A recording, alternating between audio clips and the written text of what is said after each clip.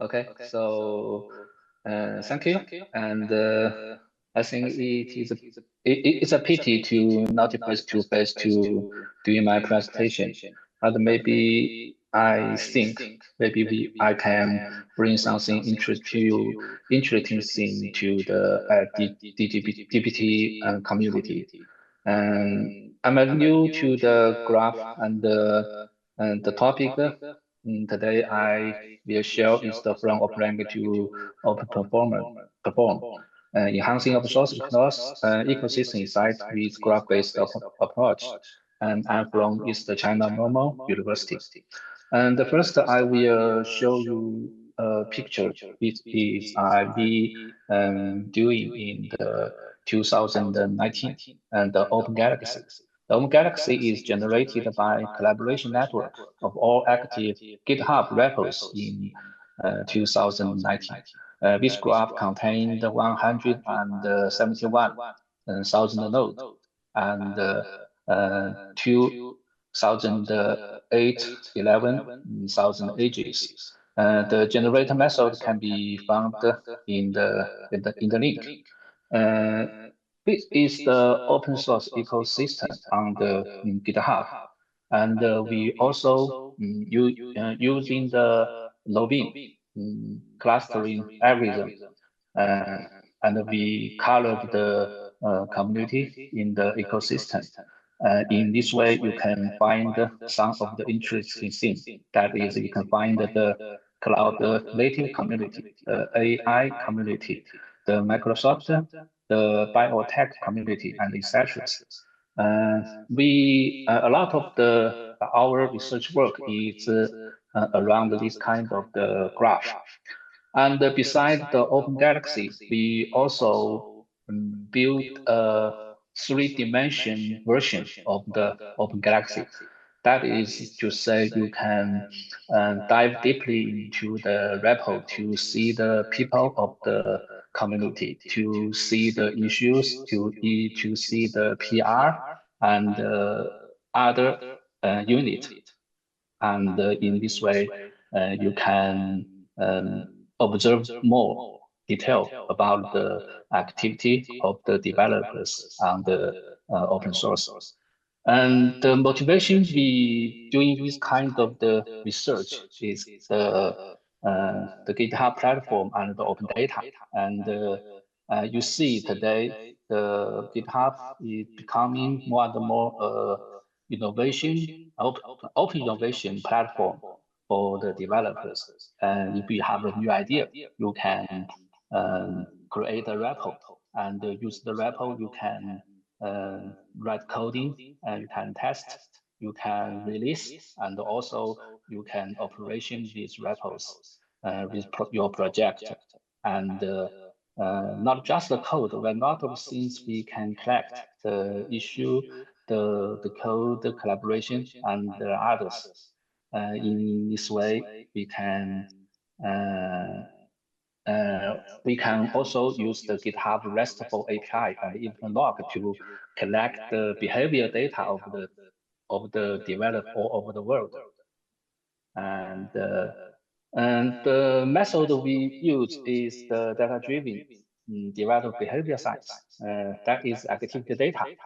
And the activity data of the software development is very valuable because we have a lot of the thing and lot, but not limited to the log event, the source code, the documentation, the configuration files, the changes, the social kind of the data, and a lot of the things. And in order to doing this kind of the data analysis, we proposed an open source project named the OpenDigger. The OpenDigger is continuous collector the data from the first day of the GitHub online and uh, timely to collect the data in the database. First, we use the ClickHouse and with the Neo4j, and then we use the toolgraph as the infrastructure to collect and analyze the data. And now we have activity log entries about 5.8 billions. Also, we have some other data. For example, the software supply chain and some data about security and some data about social media and other kind of the label data. In this way, one of the research challenges is identification, recognition, accounting, and the rewarding of open source contribution. And as you see, the contribution is the most important thing in the open source world. And the essential of the open source contribution, we can use a lot of the kind of method to calculate. For example, you can use the line of the code. You can use the star of the repo to evaluate the impact, the popularity of repos. But we use a graph perspective and the method to evaluate this kind of thing, because in the GitHub, there's a lot of kinds of the network. You have the develop network, you have the repo network. We have also, if we dive into the one repo, you have also the more detail about the value unit network that is about the network, about the issue, PR, and other kind of things. And also from the perspective of digital economics, and not only is the internet a network, but all the economic phenomena are networks. So in this way, we use the network to evaluate the contribution. And on the graph data, it is easily to propose an algorithm like PageRank to evaluate the contribution of one developer. We call it OpenRank. The OpenRank is evaluate method and to accommodate directed weighted heterogeneous network with initial value that are not necessarily strongly connected when applied to assess of the contribution in the open source context. And we have published papers about this kind of the work. And the OpenRank can significant positive correlation with traditional metrics. Developer endorse the OpenRank result, and noticeable impact on developers already in other projects, particularly in issue discussion, PR, submission, and emojis, and observation of desirable developer behavior impact and improvement of community collaborations. And besides, the OpenRank have a lot of applications. For example, a company can use this kind of metrics to doing some dashboard for operation on government open source project. And the community can also design one single project or multi-project dashboard. And also we can use this kind of metrics to doing some incentive things to promote the developer to doing more contribution to the community. And and then is the benchmark. In order to evaluate the effectiveness of the algorithms, also as well, PageRank, OpenRank is one of them. And we have a lot of the algorithms and data science tasks on this kind of the graph. And in the benchmark world, with a lot kinds of the benchmark, for example, the system benchmark, for example, the ImageNet is the data science task, and in the age of AI, with a lot of the AI benchmarks, such as the ML Perf. And we have categorized several, we have summarized some categories of the benchmark. This is the 5 categories. The first is the management standard. The second is the representative workload. And the third one, which is we are interested most, is the standardized data set and the data science problem.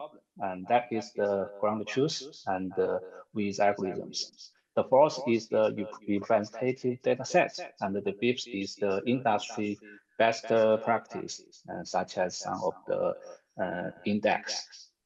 And from these categories inspired us, we proposed the OpenPerf. And the aim of the OpenPerf is to promote the sustainable growth and the evolution of the open source ecosystem by establishing benchmarks, standard, and the evolution of international consensus. And we choose three types of the benchmarks. The first is the data science task-based benchmarks. For example, the OpenRank. Besides its the classification, clustering, and a lot of the data science tasks can belong to this kind. The second is the index-based benchmarks, and the third one is the standard-based benchmarks.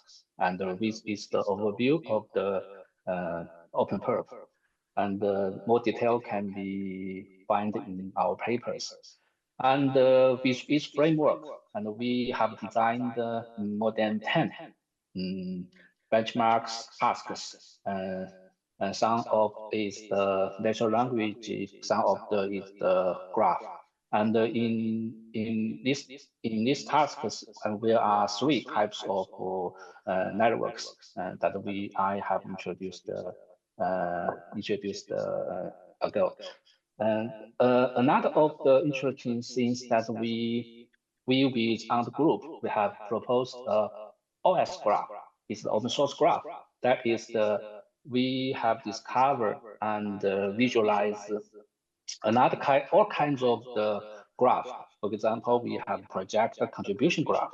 We have the project ecosystem graph, and we have project community graph. We have developer activity graph. We have open source partner graph. We have open source interest graph, and etc. And then if we carefully design, we can have a lot of the graphs.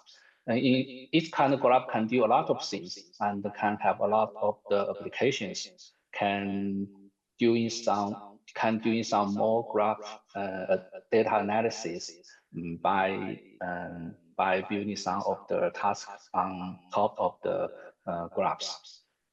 And one of the idea is using the OpenPerf framework with the OS graph scenarios, and we can combine this kind of thing together.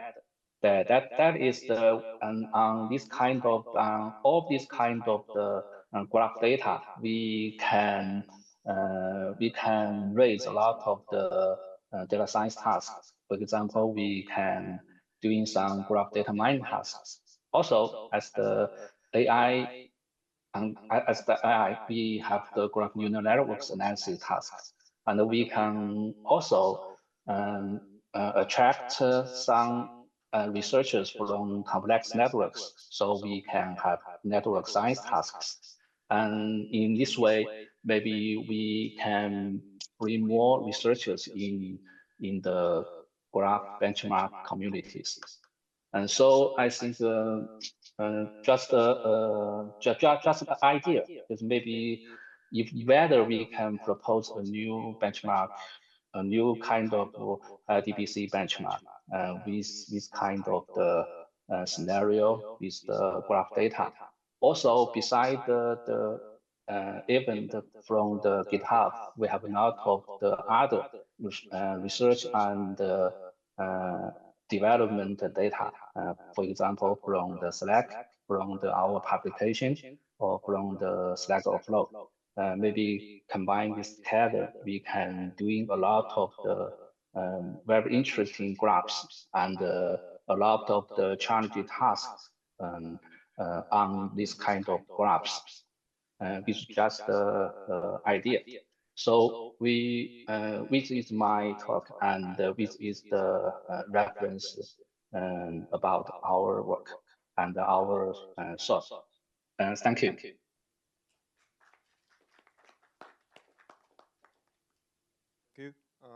Any questions?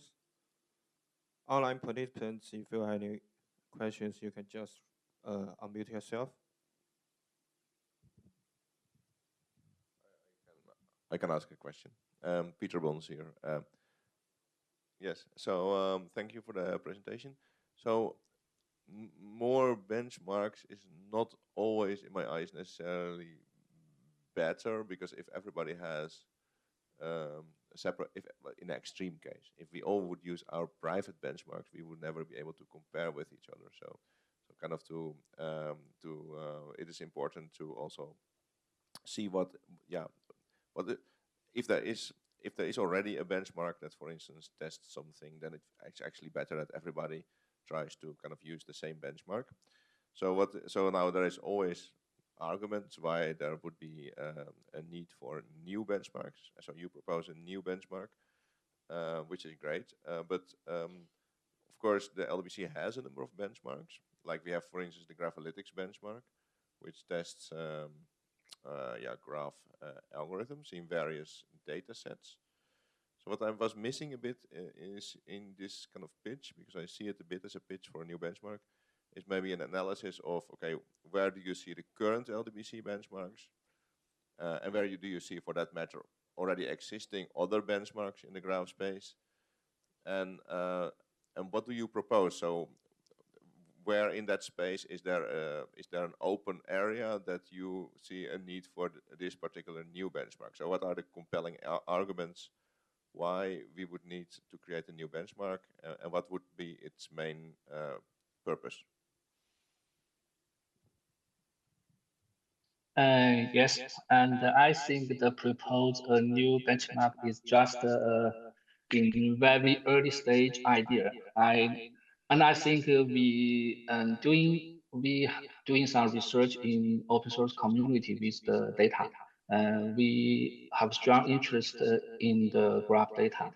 And when we find the LDBC, we think if we can do some contribution to this community. And one of the things is to bring some scenarios and applications.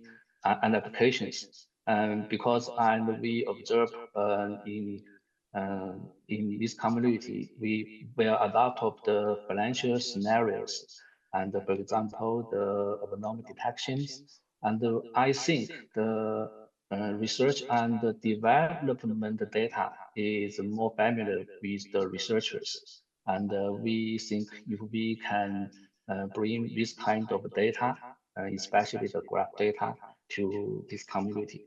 And by doing this, we also observed some tasks on this kind of graph data. And so we just propose if we can, with is rather interesting direction to attract some researchers. If is, maybe we can do this kind of the work. Okay. Thanks for your answer. Yeah. So I mean, you're very welcome in this community, because in this community we are all very interested indeed in graph data and in graph workloads. So this is indeed the place to be.